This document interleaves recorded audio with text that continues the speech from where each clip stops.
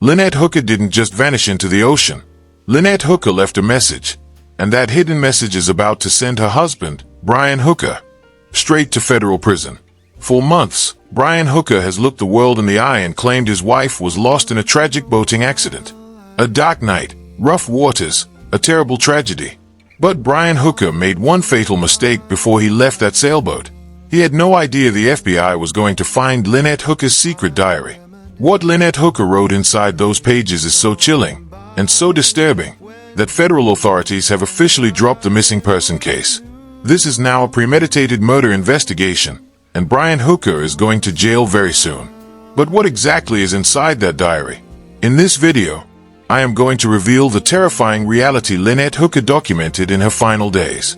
The dark nightmare she was living, the specific threats Brian Hooker made, and why she knew she wasn't going to make it off that boat alive. You will not believe what was happening behind closed doors.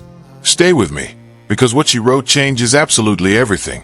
To understand the sheer magnitude of what the FBI just found, you have to remember how this story was originally sold to the public.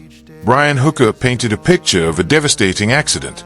A loving couple on their sailboat, the soulmate, a sudden wave, a dropped engine key, and a helpless husband drifting in the dark while his wife was lost to the sea. It was a tragedy that broke hearts. But as we now know, the GPS data from his own devices proved he was nowhere near where he claimed to be. That was the first crack in the glass. But GPS data only tells investigators where someone was. It doesn't tell them why. It doesn't show the motive. For that, the FBI needed to get inside the minds of the people on that boat. When the U.S. Coast Guard Investigative Service and the FBI seized the soulmate and brought it back to Florida, they didn't just look for blood or DNA. They tore that vessel apart looking for secrets, and hidden away, tucked safely out of Brian Hooker's sight, they found it. A worn, personal diary belonging to Lynette Hooker. This wasn't just a journal of her travels. It was a cry for help. A documented timeline of terror. If you are watching this, ask yourself, how many people live a perfect life on the outside, while silently screaming on the inside? As forensic teams carefully opened the pages, they realized they weren't reading the thoughts of a happy sailor. They were reading the final testimony of a woman who knew she was living on borrowed time. Every 30 seconds of reading that diary pulled federal agents deeper into a psychological horror story. According to sources close to the investigation, Lynette Hooker stated in crystal clear, unmistakable terms that Brian Hooker was going to murder her. She didn't write that she was afraid of the water, or afraid of storms. She wrote that she was afraid of the man sleeping next to her. She explicitly predicted her own demise at his hands. But the diary didn't just contain a premonition of her death. It contained the brutal, agonizing history of what she was enduring behind closed doors. For YouTube policy reasons, I will tread carefully. But you need to understand the gravity of the abuse she documented. Lynette Hooker detailed a horrific cycle of physical and psychological torment. She wrote about nights where Brian Hooker would force her into a state of severe intoxication, using substances to strip away her ability to fight back or defend herself. When she was in this vulnerable, weakened state, the monster would reveal himself. The diary outlined severe physical abuse, beatings that she had to endure while she was too disoriented to even stand. Imagine the sheer terror of being isolated on a boat in the middle of the ocean, miles away from any help, trapped with someone who intentionally incapacitates you just to inflict pain. There was nowhere to run. There were no neighbors to hear her scream. The ocean was a soundproof room. This is the detail that has turned this case upside down. It proves that what happened on April 4th wasn't a sudden crime of passion. It was the climax of a long, escalating pattern of severe domestic violence. You might be wondering, and it's a question that echoes in the comments of every true crime video, why didn't she just leave? Why didn't she pack her bags the moment they hit the dock? The diary answers that tragic question, and it will make your blood run cold. Lynette Hooker did try to leave. She documented multiple instances where she begged Brian Hooker for a divorce. She pleaded with him to let her go, to just let her walk away and start over. His response? He flat out refused. But he didn't just say no. He locked the invisible cage around her. According to the entries, Brian Hooker told her that she was never getting away from him.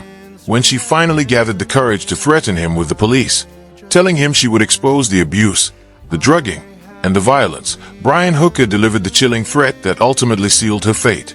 He told her that if she even thought about going to the authorities, He would make sure she disappeared.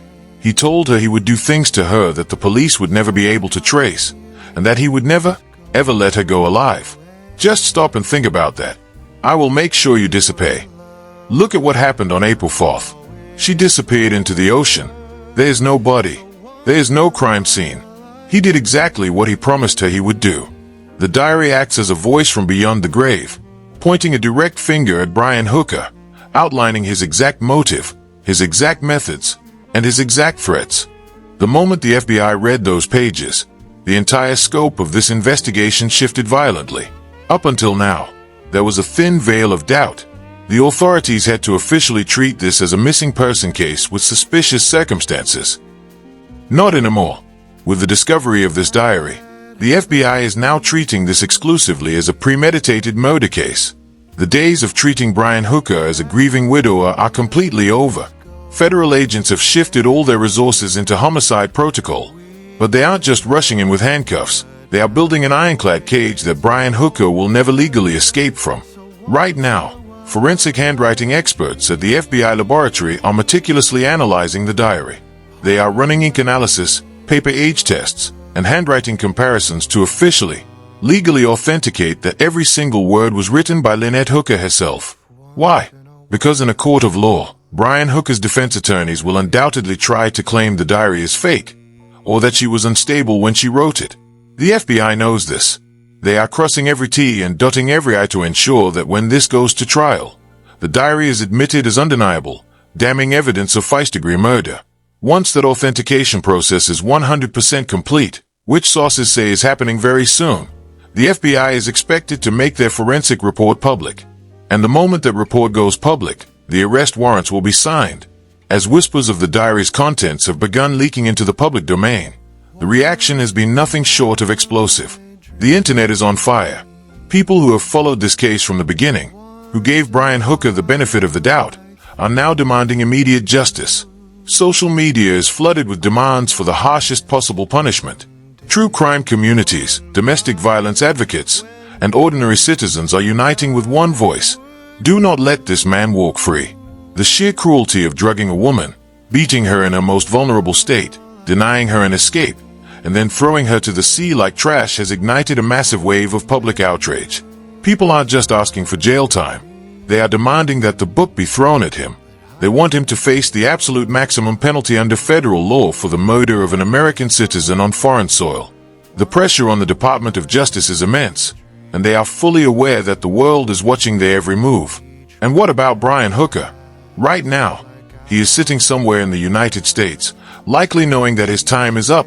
The silence from his legal team is deafening. There are no more interviews. There are no more excuses about GPS glitches.